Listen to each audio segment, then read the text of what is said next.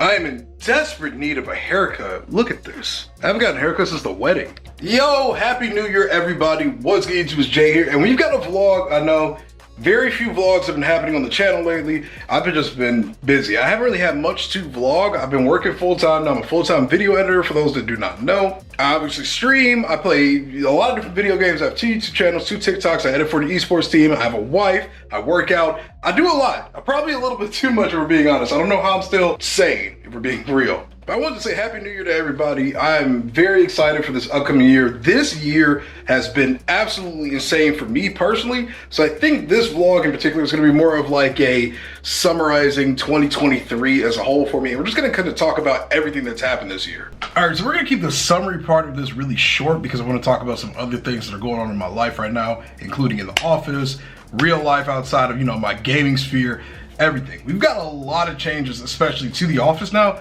that I really just want to talk about that I haven't really talked about on the channel too much. That's a lot. I've talked about it a lot on my streams and my Call of Duty channel, but I haven't talked about it on like in an actual video.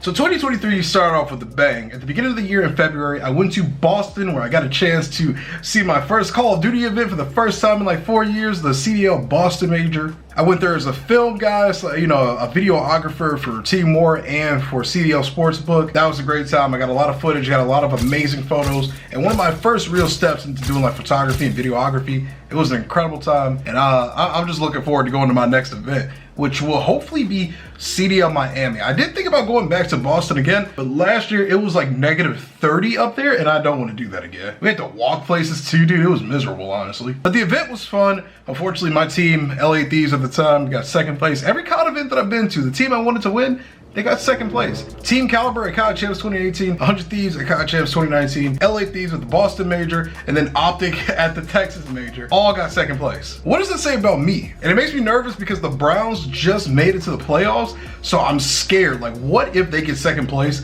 and it's because I'm rooting for them? Am I cursed for my teams to just take fat L's and get second place? So we have Boston. Like I said, I got a chance to meet up with a lot of my homies from CDL Sportsbook. I got to see my boy Kev for the first time since COD Champs 2019. And again, shout out Kev, one of the best org owners you can ask for in esports in general, especially in the Call of Duty like Challenger scene / other esports scene. Just a really standout guy. He's always supported my endeavors and the team, and really cool dude. I'm happy I got a chance to see him again. That guy actually got me a spot in a hotel when I didn't have anywhere to actually stay in Boston. He came in so clutch. Because it was a last minute trip, so the people that I was gonna stay with, they didn't really have a spot prepared for me, which I don't hate them for it. You know, it is what it is. They didn't have a spot prepared for me, and I just kind of showed up, well, like, hey guys, I'm here. Yeah, but that's that's in the past. So we had Boston. It was a cool event, man. Like I said, lots of pictures, got to meet a lot of some big names in the Call of Duty scene. Got a chance to meet a lot of cool content creators and just a lot of faces of the league, pretty much. Moving forward in March was insane because I flew to Texas by myself, by the way,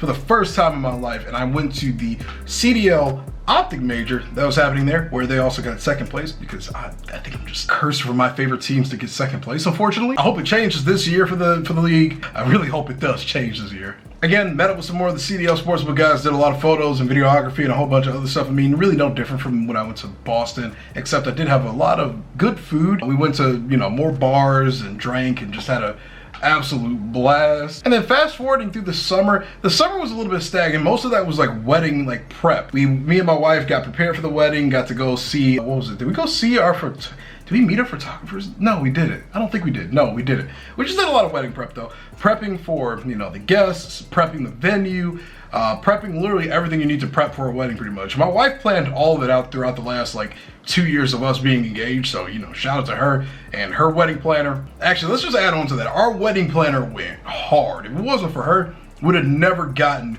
what we got, which was easily one of the most record-breaking events in my personal life, and a wedding that if you missed out on, well, to be frank, you missed out on the greatest event in human history. Throughout the summer, for the most part though, all I did literally was just work, do my Uber stuff, which was starting to really go south. I wasn't making any money off of it, like, at all. I just wanted to interject really quick and say I also went to the College Call of Duty League Champs this summer, and I went golfing with a lot of homies.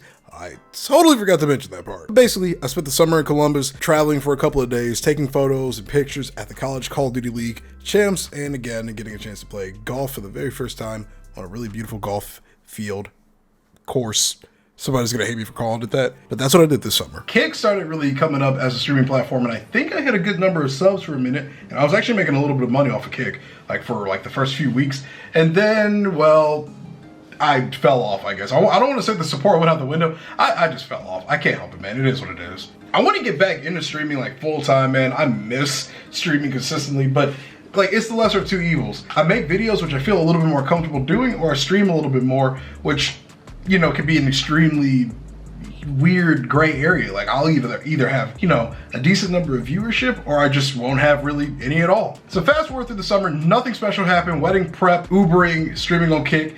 We get to the actual wedding day. Now I will post a couple of the pictures here so you guys can see just how everything kind of looked. I'll share with you guys some of these beautiful pictures, man. Phenomenal night.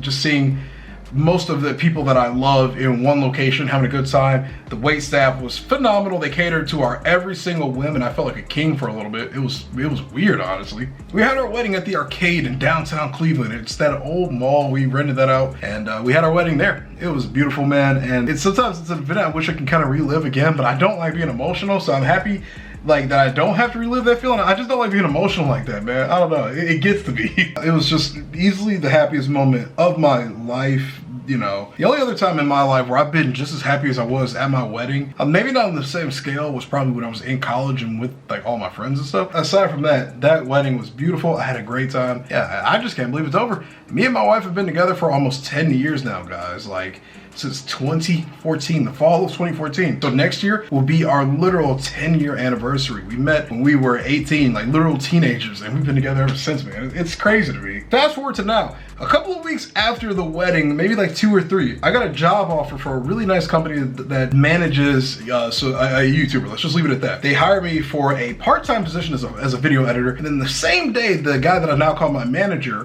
gave me another call. The same day I got the part-time job, and he offered me a full-time gig. To this day, I still can't believe how quickly it's turned my life around. We're gonna talk about what I mean by that after we kind of get through the recap. Everything in my life has changed completely. I can do so much more now. I'm literally financially stable for the first time in my entire life. Like there's not a single day where I go, man, I wonder where my next set of income is gonna come from. I'm salaried. We're up, man. We don't have really much to worry about anymore. It's just crazy to me, man. It's just crazy how quickly life can change for you. Outside of that, nothing else special has happened aside from all the crazy upgrades we've done to the office. I was gonna call it the gaming setup, but it's just the office. The office has been fully upgraded. Still got some more things coming in, and I still need to get more furniture and things back here, you know, more shelves for the Gunpla and my cards, and which I will be filming. I will make sure to get video footage of me setting all of that up. But I did make a vlog like a month or 2 ago where I was like doing a desk. I was building a desk.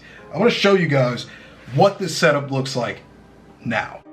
Ladies and gentlemen, I am here to show you the newly improved Gamer Hub. That sounds so gross. This is the heavily modified and improved. Well, that computer still sucks. Apparently a fan's broken in there. I just tried to turn it on and it said a fan isn't working. But either way, this is the new setup for the office. So let's kind of break down what's happening here, ladies and gentlemen. First off, if you saw my video a couple months ago, this is the standing desk that I got. It's fully put together. It goes up and down because that's really cool. We're gonna talk about some of the other upgrades that I made to the setup recently. First off, I got a Roccat Vulcan. I got it for like 40 bucks refurbished. Really, really amazing keyboard.